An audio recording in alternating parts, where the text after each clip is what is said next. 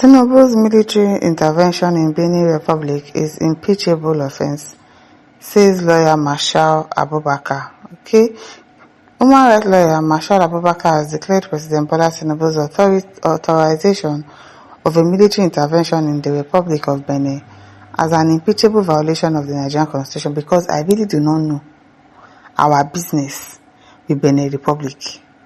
We have our own issues here. You are launching attack on Benin Republic.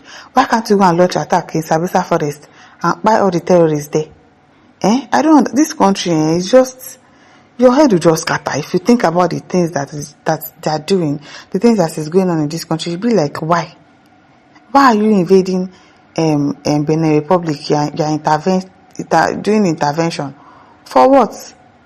Abubakar insisted that no Nigerian president has the power to deploy troops outside the country without the prior approval of the National Assembly. But me and you know that even if he had actually asked for permission from the National Assembly, the heirs will have it. The heirs will have it. Ababakar's position follows the December 7, 2025 coup in Benin Republic, where soldiers of the Beninese Armed Forces, led by Lieutenant Colonel Pascal Tigre, announced the overthrow of President Patrice Talon on national television after attacking his residence in Cotonou.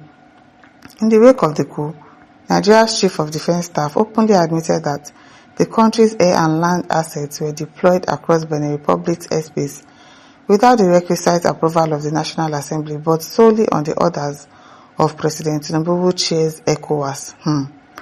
Tinubu has defended the move, claiming the intervention was consistent with ECOWAS protocol on democracy and good governance. Aimed at halting unconstitutional takeover in the region. But you are not doing anything about your own country. Can you imagine? It was consistent with ECOWAS protocol. But you are not doing that for your own country. Now wow.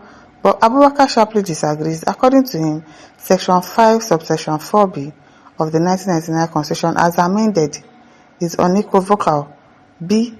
Except with the prior approval of the Senate, no member of the armed forces of the Federation shall be deployed on combat duty outside Nigeria. He doesn't need to take permission from the Senate, because even if he takes it, how do I put it? Even if he asks them, they are going to approve it to him. This country, I'm just tired. He adds that although Section 5, subsection 5 empowers the President, after consulting the National Defense Council, to deploy troops for limited combat, such deployment must relate strictly to the national security of Nigeria, not that of another sovereign state. Because that's how they'll be looking for trouble up and down. If the Benin Republic people decide to retaliate now, problem has started. Because I don't understand our mind your business. Can't you face your own country? You've not defeated Boko Haram, bandits, all of those things. You are still struggling with it in your own country. You are putting your mouth in another person's country.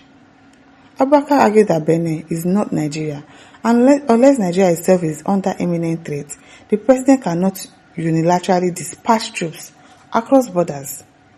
Constitution permits the president to, in consultation with the National Defense Council, deploy members of the armed forces on limited combat. It must not be national security of Nigeria. It must be the national security of Nigeria, not Benin, that is under imminent threat or danger.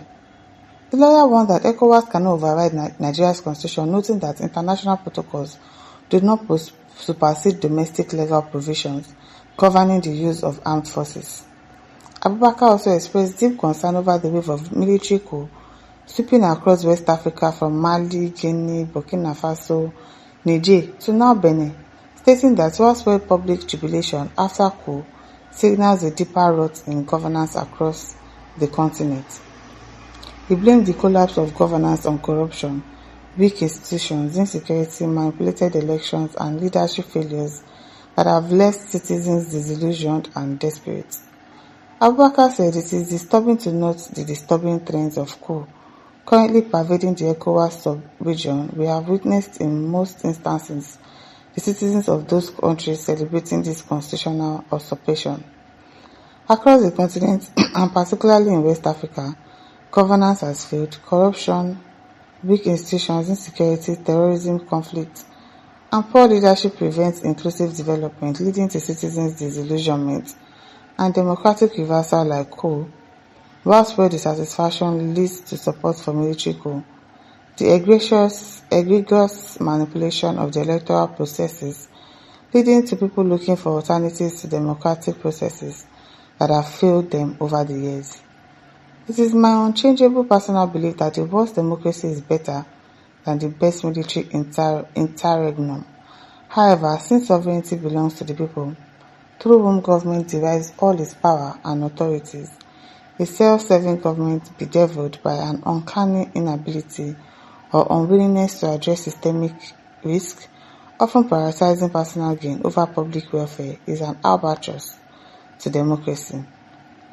Political leaders must assiduously pursue national integration, abolish all corrupt practices and abuse of power, control the national economy in such manner as to secure the maximum welfare, freedom, and happiness of every citizen on the basis of social justice and equality of status and opportunity to stem the tide of coup, threatening Africa's democracy, he added. What was that? Onifade says, tell the lawyer they have to apply the doctrine of necessity because it is urgent. At Ekere says, lawyer, Nigeria was invited. It was not unilateral. Co-lawyer. He was invited. Where? Who invited them? How were they invited? People don't even know what you're saying. You be good outside, you will not be good inside. Have you fixed your own country before you are trying to fix another person's country? Abel says, matching order from France. Can imagine. That thing that he has with France, I don't know. I think it's France that actually gave that order. But I don't know why our president is obeying orders given to him from a France president. It is well. Solomon says, the forest was shrinking but the trees kept voting for the axe. As Fidel says, Emmanuel Macron gave him the order. Remote control president na France dey rule. No be small thing. François says the strongest is never strong enough if he does not transform his strength into rights and obedience into duty. Sakin says since he knows the law, he should go and represent our leader, Nnamdi Kanu. As Mark says, it is not his wish to intervene, but he cannot tell his master no. No be small thing, no. Shola says Sambisa forest lawyer has spoken. Oh, really? Buchi says he already knows that the legislators will respond, so there was no need. Yes, that's the thing. He knows that they were not going to say no to him. Rubber stamp now. See finish exactly. My listeners, don't forget to like, to share, subscribe. Thank you for listening. See you some other time. Bye.